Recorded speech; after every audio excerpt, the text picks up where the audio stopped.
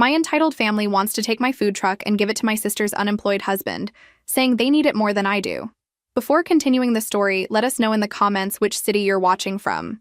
Don't forget to subscribe to the channel, hit the notification bell so you won't miss more stories, and leave your like on the video.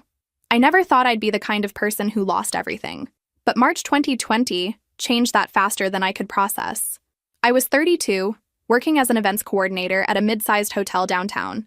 Not glamorous, but stable. I had a studio apartment, a reliable used car, and enough in savings to feel secure. Then the pandemic hit like everyone said it wouldn't. The hotel closed in the second week of lockdown. They said temporary, maybe a month. By May, they made it permanent. Just like that, I joined millions staring at crashing unemployment websites, refreshing pages that never loaded. My savings? Gone in 2 months covering rent and groceries. I applied everywhere. Grocery stores, warehouses, delivery services, call centers. Nothing. Everyone was drowning. By July, my landlord sent the eviction notice. I couldn't blame him. He had bills too. I had 2 weeks to pack up 3 years of my life. I sold everything except one suitcase and my car. With the money, I bought a used camping trailer, beat up, 15 years old, with a leak in one corner and a temperamental heater. But it was mine, and it had 4 walls. I thought maybe my parents would help. We hadn't been close since I moved out at 18, but this was survival. I drove 3 hours to their house on a Tuesday. My younger sister had moved back in with her husband and 4 kids 2 years earlier. They'd converted the garage into extra bedrooms. My mother answered the door without smiling. "Vera, what are you doing here?" "I lost my apartment." "Mom, I thought maybe I could stay in the guest room for a few weeks while You want to move in?" My father appeared behind her, arms crossed. "We don't have room." "The guest room. Your sister's family needs that space. They have children." My sister emerged from the kitchen, looking me up and down. "Jesus, Vera, you look like hell." "I've been going through..." "Let me guess. You need money." She laughed without warmth. "Mom, Dad, she's gonna start begging now. I told you she'd show up."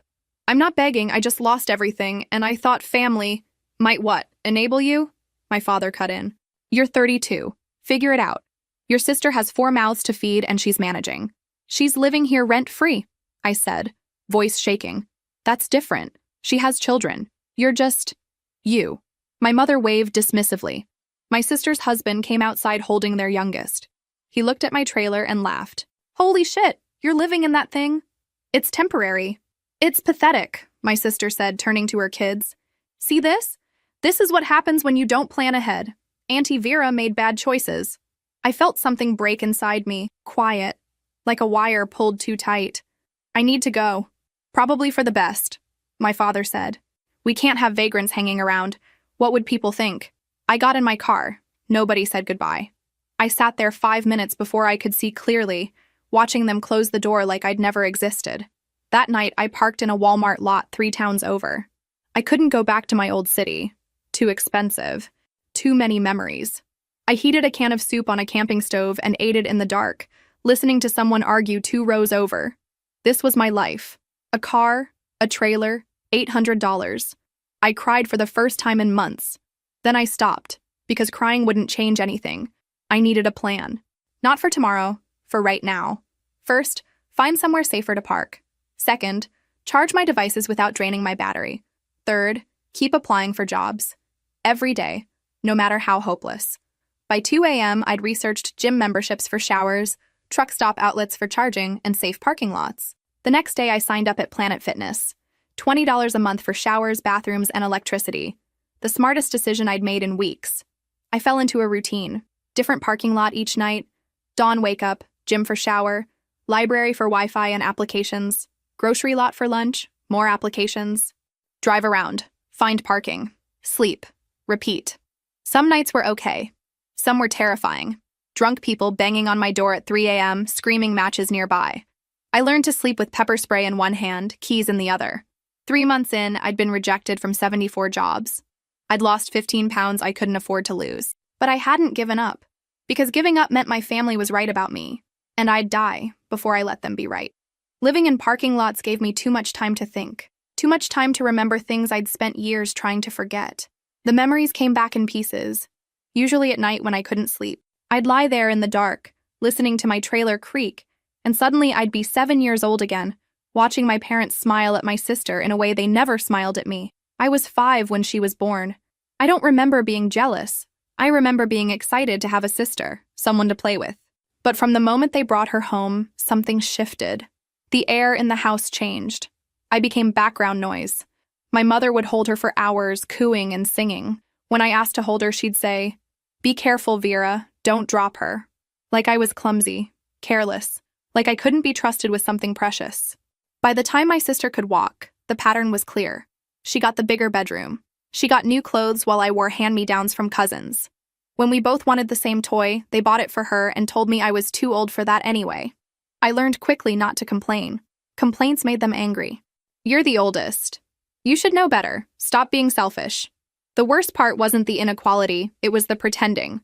When extended family visited, grandparents, aunts, uncles, my parents transformed. Suddenly, they were fair and loving to both daughters.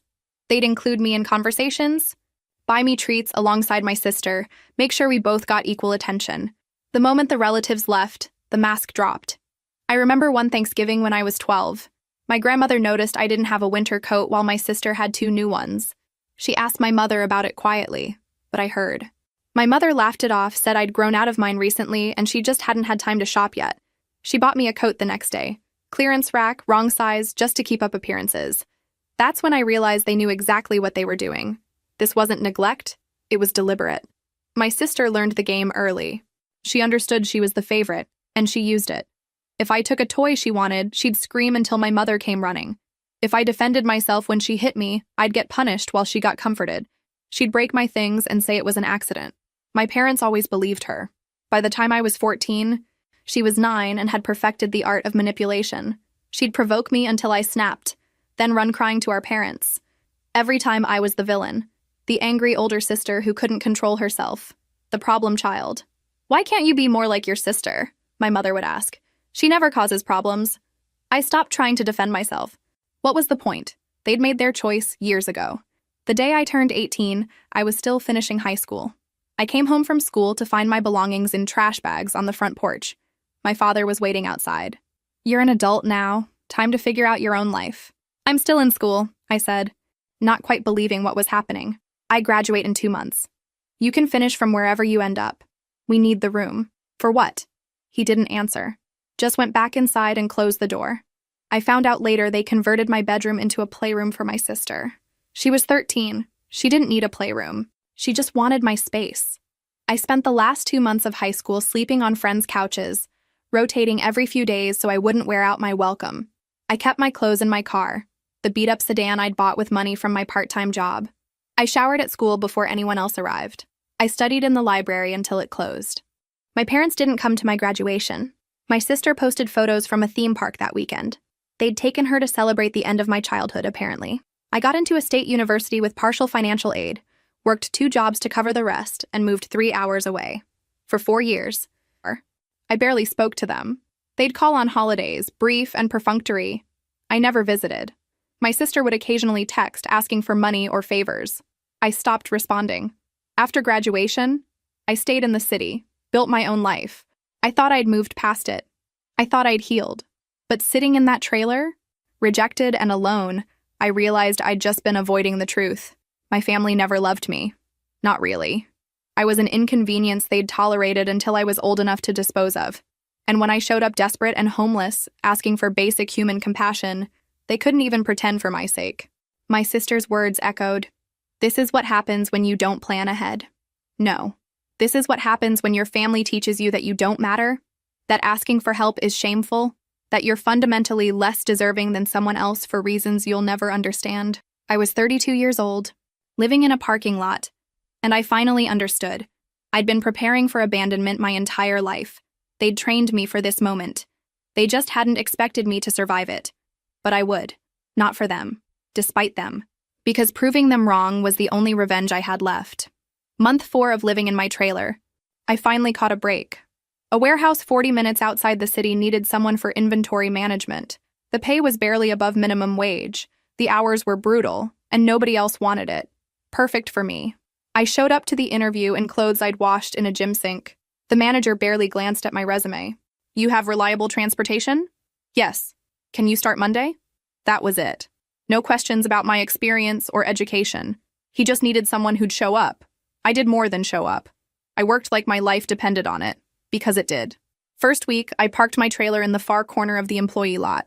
By week 2, my boss asked if I wanted to move it behind the warehouse where it'd be safer. In exchange, I'd be available for after-hours work. I agreed immediately. The arrangement solved my biggest problem: constant relocation. I had a semi-permanent spot with bathroom access and a power outlet. It felt like luxury. I settled into a routine. Wake at 5:30, quick cleanup, start work at 6. Most days I stayed until 6 or 7 p.m., taking any overtime offered. Extra shifts on weekends. Holiday coverage. I said yes to everything. The other workers thought I was crazy. I didn't love inventory management. I loved the paycheck. I loved being too busy to think about my family or how I'd ended up here. I became the go-to person for everything. Shipment arriving early? Call Vera. System glitch? Vera can fix it. Someone called in sick? Vera will cover. 6 months in, my boss called me into his office. How'd you like to be supervisor? I blinked. Supervisor? You're here more than anyone. You know the systems better than people who've been here 5 years, and the crew listens to you. Plus, I'm tired of scheduling. That's your problem now. The raise was 30% more than I'd been making. Actual salary, not hourly. Benefits. I wanted to cry. Instead, I said, "When do I start?" "You already did. Schedule's due Friday." That night, I did the math. With this salary and minimal expenses, I could save real money. In a year, maybe 18 months, I could afford an apartment. But then I thought about landlords and leases and the constant fear of losing it all again. About working for someone else. Always one crisis away from being back in a parking lot. I'd spent months in survival mode, but I hadn't been idle. During lunch breaks, I'd researched food trucks, lower overhead, flexibility. The pandemic had made outdoor dining popular. I'd been good at event coordination. I understood logistics and customer service. And during those early pandemic months, I'd taught myself to cook. Started as a way to save money, but I discovered I was actually good at it. I'd experimented with burger recipes on my camping stove, perfecting seasonings and techniques. I kept notes, refined everything, dreamed about having a real kitchen someday. What if someday was now? I opened my laptop and started a spreadsheet. Used food truck, 8 to 15,000. Equipment, 5 to 10,000. Permits, 2,000. Initial inventory, 1,000. Contingencies, 3,000. 25,000 total. I had 4,000 saved. Saving 50% of my income, I could reach 25,000 in 2 years. 2 years felt possible. I started a separate savings account labeled Freedom Fund. Every paycheck, half went straight there. I lived on the rest. Easy when your home is a trailer behind a warehouse. I stopped looking at apartments. Started looking at equipment catalogs. During slow periods, I refined my business plan. Menu design, pricing, location analysis, marketing. I studied successful food trucks. Learned from mistakes, identified market gaps. I became obsessed. This wasn't just about money. This was about building something nobody could take from me. 18 months after starting at the warehouse, my Freedom Fund hit $28,000. I could afford to build something. I gave 2 weeks' notice on a Tuesday. My boss took it well. Figured you wouldn't stay forever. What's next? I'm opening a food truck. He laughed. Then stopped when he saw I was serious. You know anything about running a restaurant? I know how to work hard. I'll figure out the rest. He nodded slowly. Yeah, I believe you will.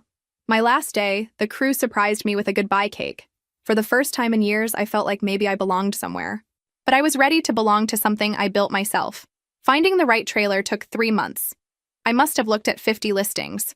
Rusted shells, overpriced disasters, sketchy sellers who vanished. Then I found it. A converted concession trailer from a failed barbecue business. The exterior needed work, but the bones were solid. Commercial griddle, refrigeration, 3-compartment sink, all functional. The owner was desperate, going through a divorce. I negotiated him down to 12,000. The next 4 months were renovation and learning. I rented a small room above a laundromat, $250 a month for 40 square feet. It had a door that locked and wasn't on wheels. Progress. I parked the trailer in a commercial lot for $40 monthly. Every evening, every weekend, I worked on my dream. I stripped the interior, deep cleaned everything, replaced worn equipment with better used pieces. I taught myself electrical work from YouTube, upgraded the propane system, installed new flooring. The menu came together through trial and error. I tested recipes, got feedback from my former warehouse coworkers, adjusted. 3 signature burgers, seasoned fries, a sauce people loved. I got my permits, licenses, health department approval. Designed a simple logo, ordered magnetic signs, set up social media, built a basic website. The location took strategy. I scouted high-traffic areas, studied patterns, talked to other food truck owners, found a spot near the community college and business district, lunch crowds during the week, late-night students on weekends, $200 a month. I paid 3 months up front. Opening day was a Friday in early June. I barely slept the night before. That morning, I stocked the trailer, fired up the griddle at 10 a.m., opened at 11. By 11:30, I had a line. Maybe 15 people, but it felt like a crowd. Real customers, paying real money for food I'd made. The first burger I sold was to a college kid who paid with exact change. "Smells amazing," he said. I wanted to cry. Instead, I smiled. Enjoy. The lunch rush lasted 3 hours. I worked nonstop, taking orders, cooking, assembling, serving. The rhythm felt natural. When someone complimented the food, I felt pride I'd never experienced at any regular job. By 3 p.m., I'd sold out of most ingredients. Made almost $800. After costs, maybe $400 profit. Best day I'd had in years. That evening, exhausted and elated, I made a mistake. I posted about it online. Nothing excessive, just photos of the trailer and food, a caption thanking everyone for supporting a new small business. I tagged the location, used local hashtags. I thought I was being smart, building awareness. What I didn't think about was who might see it. The post got decent engagement. Couple hundred likes, shares, encouraging comments. I'd done it. Built something from nothing. Saturday was even better. Bigger crowd, more sales, people returning from Friday. Sunday I opened shorter hours and still did solid business. I was exhausted, covered in grease, and happier than I'd been since before the pandemic. Monday morning, I slept in. Woke around 9, made coffee, checked messages. That's when I saw it. A comment on my Friday post. Left Sunday night. From my sister. "Wow, look at little Vera with her cute food cart. Glad to see you finally got your act together. We'll have to stop by and support family." My stomach dropped. I'd made the business account public. I wanted customers to find me. I just hadn't thought about my family finding me. I told myself it was fine. She probably wouldn't actually show up. She lived hours away. She had 4 kids. I was wrong. Tuesday afternoon during lunch rush. They came. All of them. Parents, sister, her husband, all 4 kids, 2 cars. They descended on my trailer like a swarm. "Vera!" my sister called, waving enthusiastically. "There's our little entrepreneur." Customers in line turned to look. My face flushed. "Hey, what are you doing here?" "Supporting family." "Obviously," she gestured to her kids. "The babies wanted to try Auntie Vera's famous burgers." "No, not here, not now." "I'm really busy," I said, gesturing to the line. "Maybe you could come back?" "Oh, we don't mind waiting," my mother said, inserting herself at the front. "Family shouldn't have to wait, though. Right?" The customer I'd been helping stepped back awkwardly. Everyone was watching. This was the beginning of something, I could feel it, and I had no idea how to stop it. My sister pushed to the service window, her husband behind her with the kids trailing. The actual customer stepped aside, sensing tension. "So what's good here?" my sister asked, scanning the menu board. "The kids are starving. We drove all this way to support you." I kept my voice level. "Everything's good. The classic burger is our most popular. It's $12. $12? She laughed. "For a burger? Vera, come on." That's the price. Behind them, the line was growing. People checking phones, glancing at watches. "Well, obviously we're not paying," my sister said matter-of-factly. "We're family. You wouldn't charge your own family, would you?" My throat tightened. "I'm running a business. A business we came to support." Her voice rose. "We drove 3 hours to be here and you're going to nickel and dime us?" The kids started whining. "Mom, I'm hungry." My father stepped forward. "Vera, don't embarrass yourself. Just make the food. We're not paying." I looked at the line of customers watching. An older woman was frowning. A couple in business clothes had pulled out their phones, probably checking other options. My sister leaned closer. "Unless you want us to tell everyone how you treat your family, how you refuse to feed your own nieces and nephews, that would look great for your brand new business, wouldn't it?" Blackmail. Plain and simple. I was trapped. If I refused, they'd make a scene, drive away customers. If I gave in, I'd lose money and actual paying business. Fine, I said quietly. What do you want? Victory flashed in my sister's eyes. 4 kids' meals, and I'll take the deluxe bacon burger with sweet potato fries. He'll have the same. Mom, Dad, what do you want? They ordered the most expensive items. My mother added extra toppings. My father wanted a milkshake that took 5 minutes to make. I rang it up silently. $87. Almost a full evening's worth of ingredients. Gone.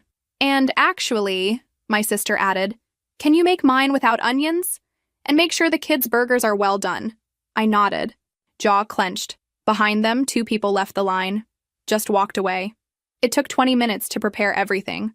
The whole time, my family stood at the window, talking loudly about how cute my little venture was.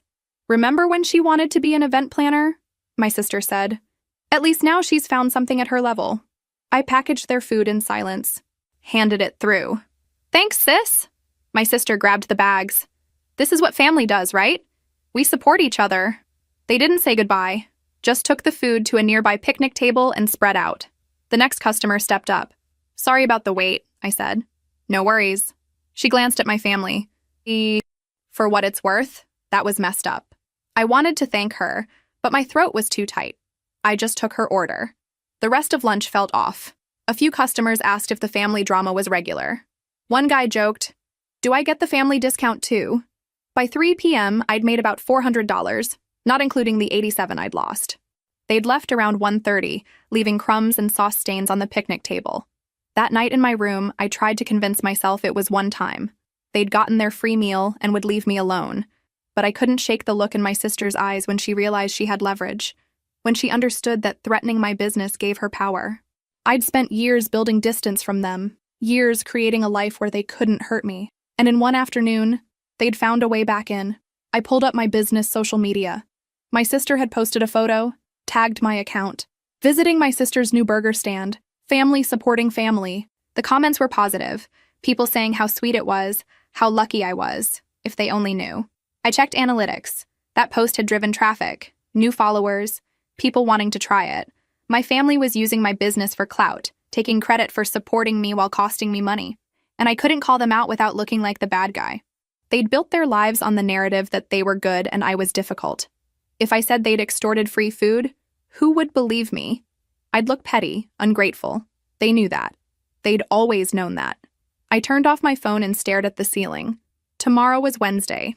I'd be open at 11. Maybe they wouldn't come back, but I knew better. They'd found something they could take from me, and they weren't done taking. They didn't come back the next day, or the day after. For a week, I worked in relative peace, believing maybe they'd moved on. Then the following Tuesday, they showed up at 4 p.m. after the rush, when I was cleaning the griddle. Just my parents, my sister, and her husband. No kids this time. We're closed, I called out. We're not here for food, my father said. We need to talk. Nothing good ever followed those words from him.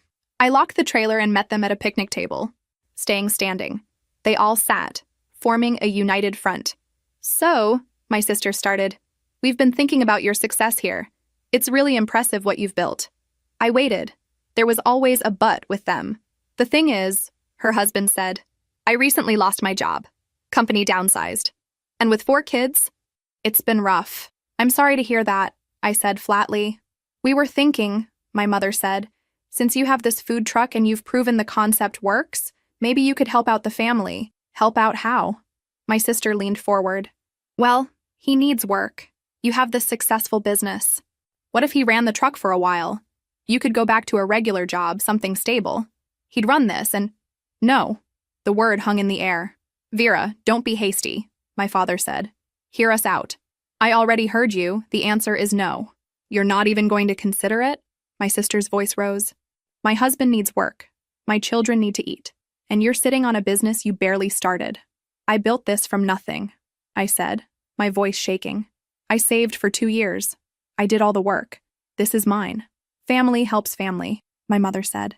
He doesn't even need ownership. Just let him run it for 6 months. A year. You'd still own it. And what would I do? Get a regular job, my father said, like it was obvious. Something with benefits and stability. This food truck thing is risky anyway. They wanted me to give up what I'd built so my sister's husband could take over. What about the profits? I asked. While he's borrowing my business. They exchanged glances. Well, he'd need those to support the family, my sister said. But you'd still own the truck. When he's back on his feet, he'd give it back. So I give him my business, my income, my future, for free, and hope he eventually gives it back. It's temporary, my mother insisted. Just until he finds something else. The answer is no. This conversation is over. My sister stood up. I can't believe how selfish you are. My children are suffering, and you won't even help. Your children are living in a house rent-free with their grandparents. I was homeless 4 months ago. Don't talk to me about suffering. That was your own fault, my father snapped. You made bad choices. Now you have a chance to make a good one and help your family. By giving away everything I built? That's not helping. That's enabling. You think my husband needs to be enabled? My sister's face flushed. He's a good man who's down on his luck. I'm not giving you my business. Her husband spoke quietly. You're making a mistake. Family is supposed to be there for each other. Family is supposed to not kick you out when you're homeless, but here we are. My sister's expression changed. The fake sweetness vanished, replaced by something cold. You're really going to do this? Prioritize your little food cart over your family? It's a business. My business. And yes, fine. But don't expect any support from us. Don't expect us to promote you or bring customers. You're on your own. I've been on my own since I was 18. I'm used to it. They stood, my father shaking his head like I was a disappointment. You'll regret this. I doubt it. They walked to their cars without another word. I watched them drive away, then went back into the trailer and sat down on the floor. My hands were shaking, not from fear, from anger, from the audacity of them showing up and demanding I hand over my livelihood like it was a toy I should share. I pulled out my phone and looked at my business account. Good reviews, regular customers, people actually coming back because they like the food. I'd done that. Not them. Me. They thought I'd fold because I always had. The peacekeeper. The one who took punishment quietly, who left rather than fight back. They'd expected me to give in because that's what I'd been conditioned to do my entire life. But I wasn't that person anymore. I'd survived homelessness. I'd built a business from savings earned through brutal work. I'd created something from nothing while they sat comfortably in their free housing and made demands. No, they didn't get to have this. I stood up, grabbed my cleaning supplies, and got back to work. I had a business to run, and I wasn't giving it to anyone. The sabotage started 2 days later. Thursday morning, I found 3 one-star reviews on my business page, all posted within an hour. Different accounts, but similar language. Terrible food, got food poisoning.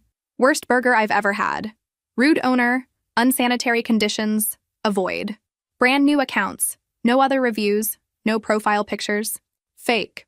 By Friday, there were 6 more. My rating dropped from 4.8 stars to 3.2 overnight. I knew exactly who was behind it. Friday was slow. Several regular customers mentioned seeing concerning reviews.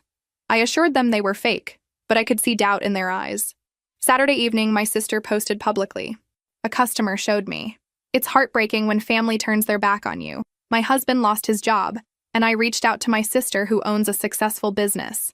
She refused to help, said she didn't have money to spare, even though her food truck is thriving. Meanwhile, my 4 children are struggling. Family is supposed to support each other, praying we find a way through this difficult time. The comments were exactly what she wanted. That's terrible. Some people only care about themselves. A few people defended me, but they were drowned out. Sunday morning, her husband showed up drunk. It was 11 a.m. Hey, Vera, he slurred, leaning against my window.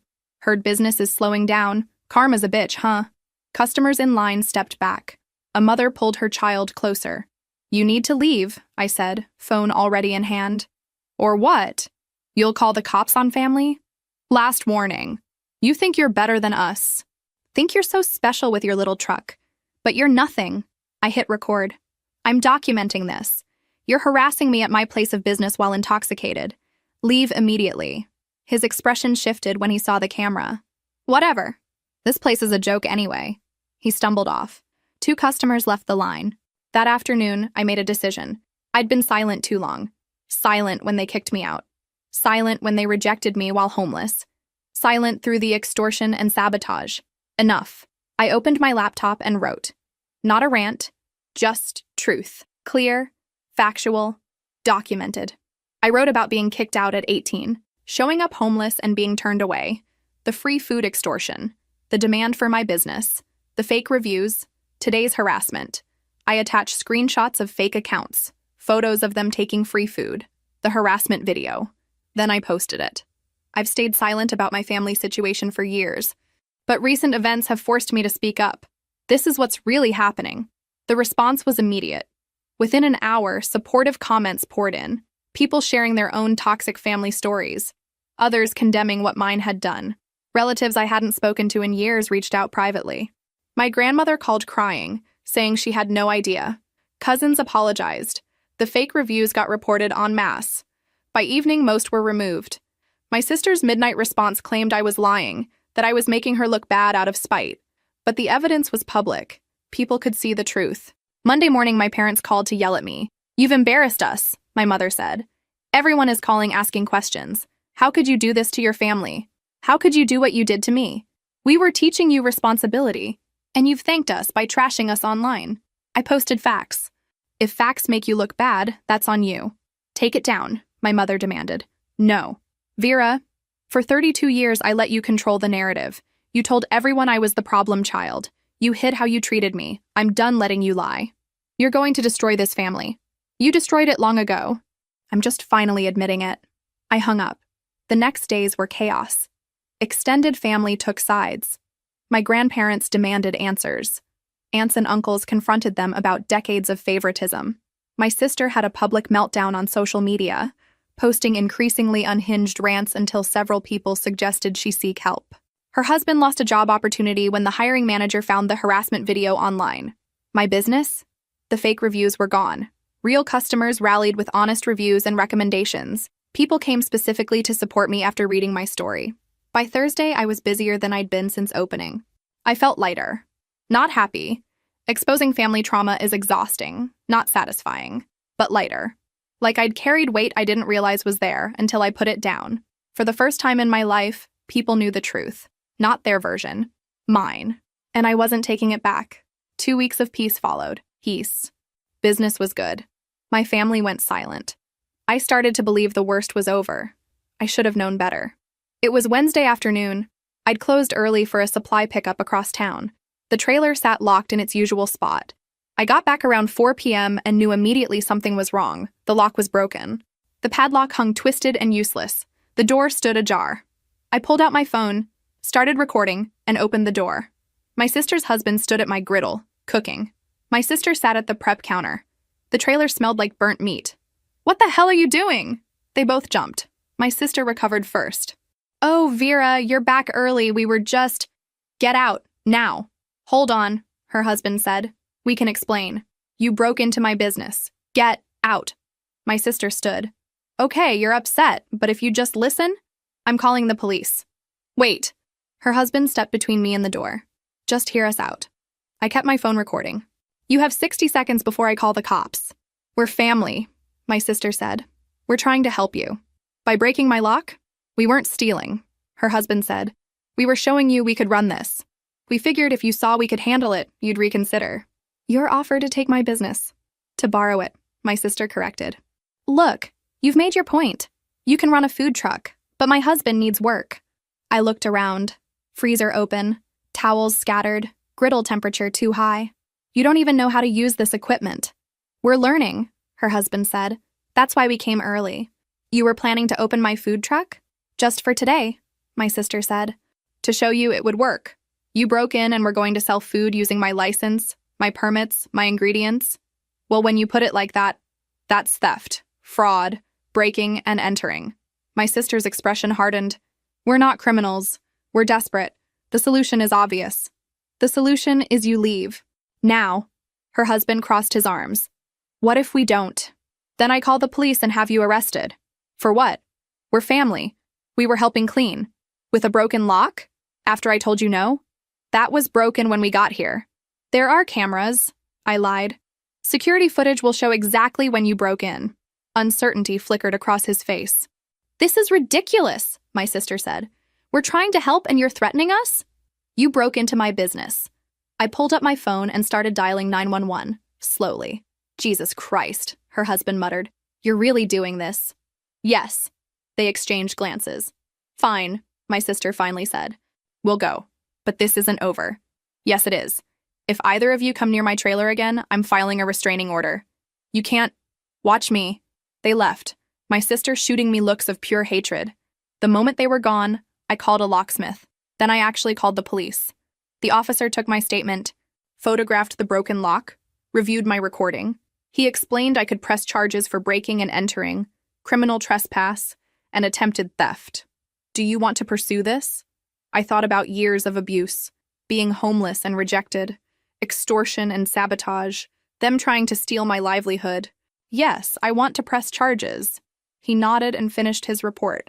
I spent 2 hours cleaning the trailer.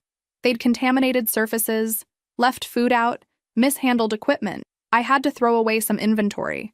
That night, I posted a brief update. Had to close early today due to a security incident. Working with police to resolve. Will reopen tomorrow as scheduled. The comments filled with support. Regular customers asking if I was okay. My phone buzzed. My father. You actually called the police on your sister's husband? He broke into my business. He was trying to help. By committing crimes? You're tearing this family apart.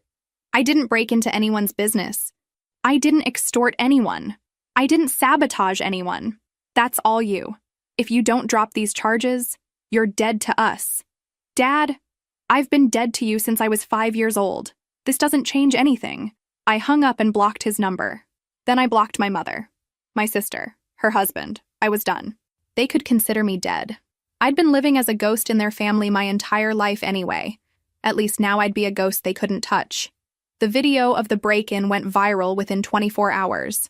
I posted it on my business page with a simple caption. This is what happened yesterday.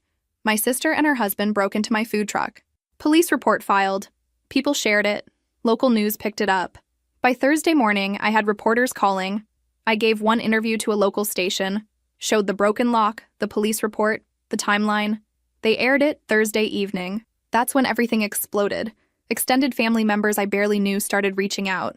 Cousins, aunts, uncles, people who'd been kept at arm's length by my parents for years. My grandmother called Friday morning crying. I didn't know, she kept saying. All these years, they told us you were difficult, that you'd chosen to distance yourself. But this, Vera, this is abuse. I tried to tell you when I was younger. I know. I'm so sorry. We thought it was sibling rivalry. They made it sound like you were overreacting. She drove 3 hours the next day. Brought 2 of my aunts. They hugged me in the parking lot and cried. For the first time, I felt like someone in my family actually saw me. We sat at the picnic tables. I told them everything. Not just recent events, but the whole history. They listened, horrified. Your grandfather and I are calling your parents tonight, my grandmother said. This ends now. Meanwhile, online, my sister was unraveling. She posted claiming I'd set them up, that I'd invited them and then called police as a trap. But the police report contradicted her. The broken lock contradicted her. My recording contradicted her. People tore her apart in the comments. Then she posted a long rant about how I'd always been jealous, how I'd ruined her life, how I was using this food truck to get attention. Someone replied with screenshots comparing her lies to the actual evidence. You're a liar, the comment said. More people piled on. She responded to dozens of comments, getting more defensive and unhinged with each one. By Sunday, she'd posted 11 times in 24 hours, each more desperate. Screenshots of old family photos, accusations of manipulation, demands that people hear her side. But there was no side to hear. The evidence was overwhelming. Her husband's job search became impossible. Potential employers found the break-in video. One hiring manager told him directly, "We can't hire someone with pending criminal charges who's made the news." My parents tried damage control, posted a statement about family conflicts are complicated. It came across as hollow. Comments flooded in from people they knew. I always wondered why Vera never came around. This explains how they talked about her. You kicked her out at 18 while still in high school? By Monday, my parents' accounts went private.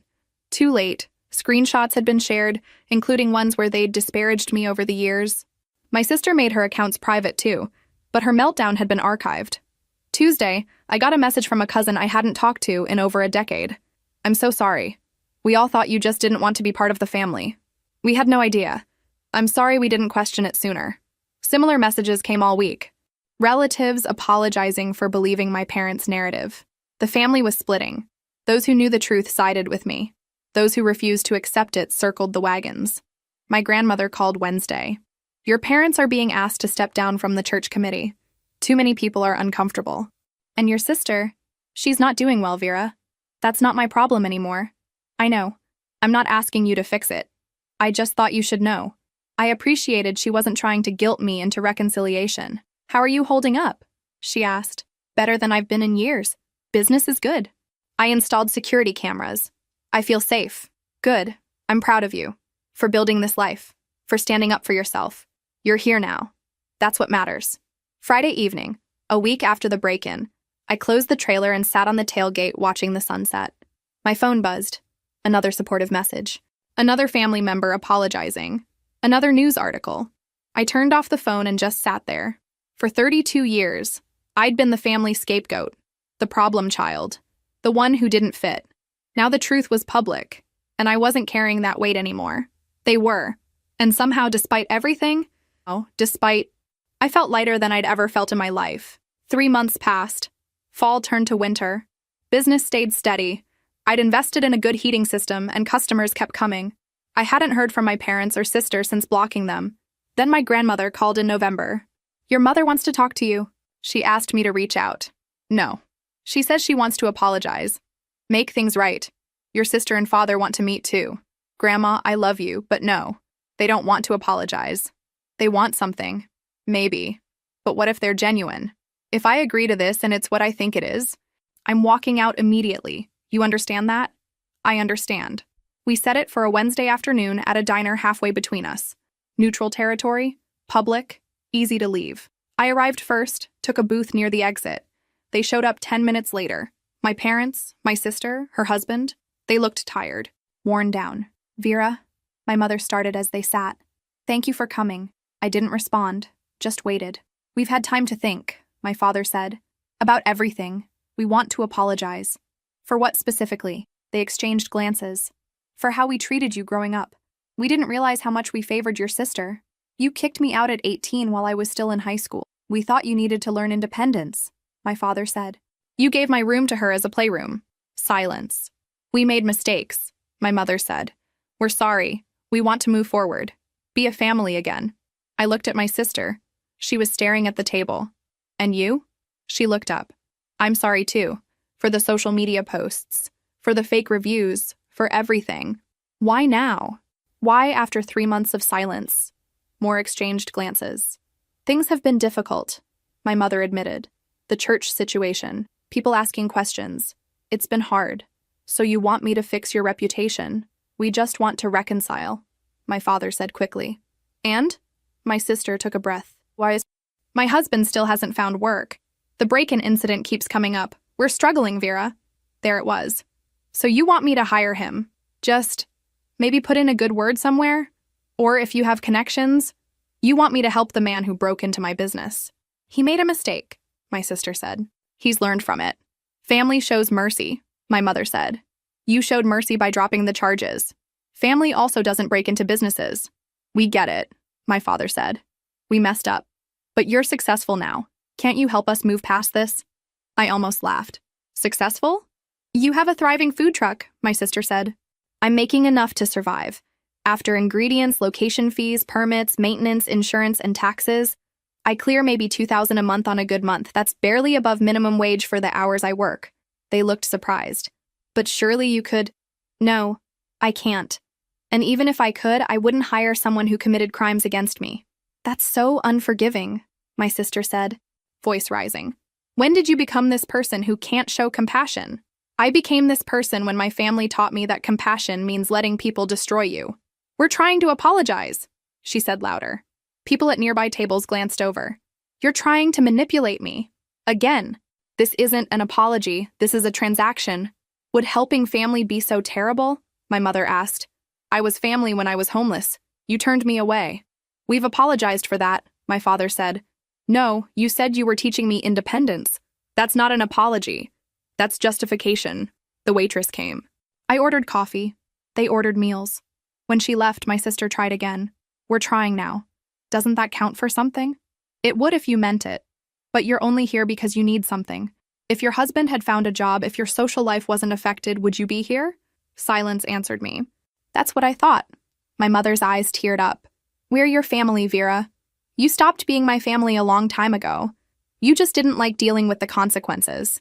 I stood, pulled out my wallet, and left $20 on the table. That covers my coffee. Good luck with everything. Vera, please, my sister said, reaching for my arm. I stepped back. Don't contact me again. Any of you. We're done. I walked out into the parking lot. My hands were shaking, but not from fear or sadness, from freedom. I'd said what needed to be said, set the boundary, walked away. And this time, I wasn't coming back. I didn't hear from them for 2 months. Then my grandmother called on a January evening. Your sister's husband was arrested. Domestic violence. He hit your sister during an argument. One of the kids called 911. I set down my clipboard. Is she okay? Are the kids okay? Physically, yes. She has a black eye and bruising. The kids are shaken. They're all staying with your parents. Good. There's more. When they arrested him, they found evidence of gambling debts. Thousands of dollars hidden for years. That's what the fight was about. The job loss. The desperation. The aggressive behavior. It made sense now. He was using money meant for the kids, my grandmother continued. Lying about job searches, drinking heavily. Your sister had no idea. How is she handling it? Not well. She's broken. Realizing everything she gave up for a man who was destroying her. She's been asking about you. Don't. I'm just telling you. Thank you, but my answer hasn't changed. 3 days later, I got a text from an unknown number. It's me. Please don't block me. I just need to talk. My sister. I should have blocked it immediately. Curiosity won. What do you want? Everything you said was true. About him? About me? I'm so sorry, Vera. Okay. That's it? Just okay? What do you want me to say? That you forgive me. That we can fix this. I can't fix what you broke. I'm losing everything. The house. He drained our accounts. I can't afford rent. The kids and I might end up in a shelter. Please, I need help. Even rock bottom, even genuinely apologetic, she still wanted something. I can give you information about assistance programs, shelters, food banks, social services. I don't need a list of charities. I need my sister. You needed a sister when you had one. You chose to destroy that relationship. I was wrong, but I'm drowning here and you're the only one who can— Stop, I can't save you. I can barely save myself. You have a business. You have money. I have a business that barely supports me. The same business your husband tried to steal. He manipulated me. You made your own choices. You chose to side with him over me every single time. I know. I'll never forgive myself. Maybe that's what you need. To live with it. To understand what you did. That's cruel. No. Cruel is kicking someone out at 18. Cruel is stealing someone's business. I'm protecting myself. No response for minutes. Then, can you at least send me that list of resources? I spent 20 minutes compiling information. Shelters, food assistance, job placement, emergency aid, legal aid for domestic violence victims. I sent it all. Thank you. Take care of your kids. I know. I blocked the number. That weekend, my parents called. My father's voice was quiet. We need to say something. Can we come see you? Just us, not your sister. Why? Please, Vera. We owe you this. They drove up Sunday afternoon. I met them in the parking lot. My mother looked 10 years older. My father couldn't meet my eyes. We were wrong, my mother said. About everything. How we raised you, how we treated you, how we chose her over you. I waited. There's no excuse, my father continued. We did this. We destroyed our relationship with you.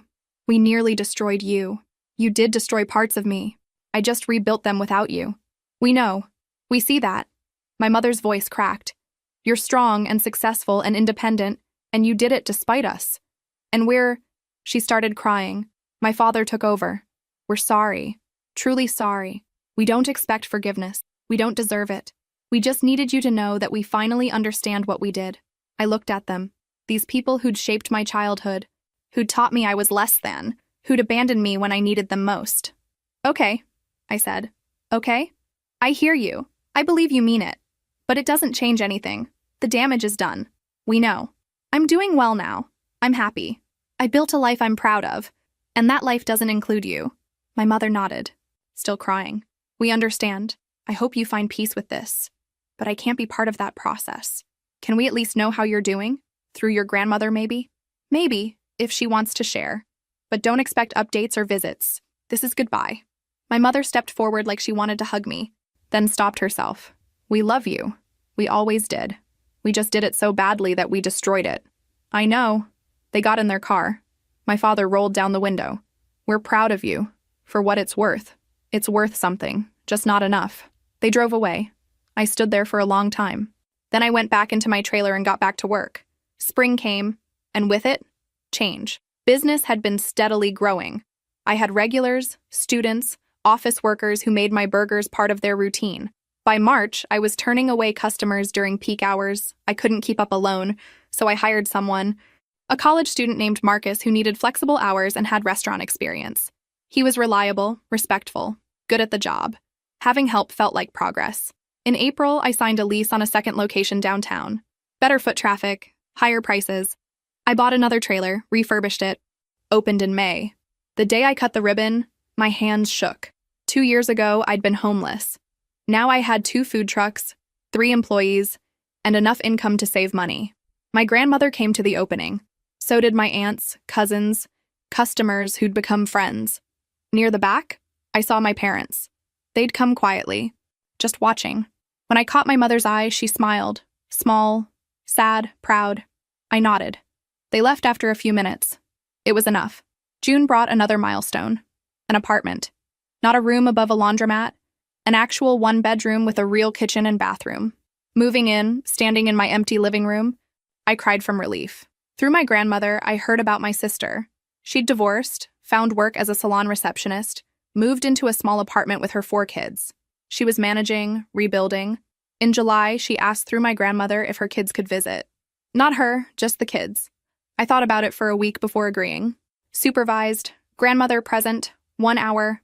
They came on a Wednesday. The oldest was 12, the youngest 6. They were shy at first. I made them burgers, sat with them. Mom talks about you now, the oldest said quietly. She says she's sorry. I know she is. Are you still mad at her? I'm not mad. I'm protecting myself. The 6-year-old tugged my sleeve. Can we come back? Maybe. They finished eating. My grandmother took them home. The next week, I agreed to another visit. Then another. It became monthly. Supervised visits with the kids. They were good kids. None of this was their fault. My sister never asked to come. Never pushed. Through my grandmother, she sent a message. Thank you for spending time with them. It means everything. I didn't respond, but I kept the visits going. August marked 1 year since the break-in. I'd gone from barely surviving to thriving. Both locations were profitable. I had a team I trusted. I had an apartment, savings, stability. I was closing up when my parents approached. They stopped several feet away. We don't want to intrude, my father said. We just wanted to say we saw the second location. It's impressive. Thank you. Your grandmother tells us you're doing well. That you're happy. I am. We're working on ourselves, my mother said. Therapy, individually and together. We're trying to understand what we did. That's good. We don't expect anything from you, my father said. We just wanted you to know we're trying to be better. It's not too late for you to be better people. It's just too late for us to have the relationship you want. We understand, my mother said. We're grateful for the time you spend with the kids. They didn't push, just thanked me and left. It wasn't reconciliation, it wasn't forgiveness. It was acceptance of what happened, of what couldn't be fixed, of moving forward separately. September brought my first vacation. A week off, Marcus and my employees could handle both locations. I drove to the coast, stayed in a small inn, walked on the beach, did nothing productive. It felt like breathing. October arrived and I took inventory of my life. I was 34. I owned 2 successful food trucks. I had an apartment with furniture I'd picked myself. I had employees I trusted. I had my grandmother, some cousins, friends. I had nieces and nephews who knew me. I had parents who understood they'd lost me but were trying anyway. I had built a life from rubble. From homelessness and rejection and abuse, I'd created something stable and mine. My sister was rebuilding too, working, supporting her kids, standing on her own. She was someone I saw from a distance, connected through her children, but no longer someone who could hurt me. My parents were addressing their failures. Too late to fix what they'd broken, but not too late to stop breaking others. The family would never be whole. But maybe that was okay. Maybe some things shouldn't be repaired. Maybe some endings are necessary. I closed the trailer on a Thursday evening, drove to my apartment. made dinner in my kitchen, sat on my couch, turned on the TV, normal, peaceful, stable, mine. After everything I'd been through, that was enough. No, it was more than enough. It was everything.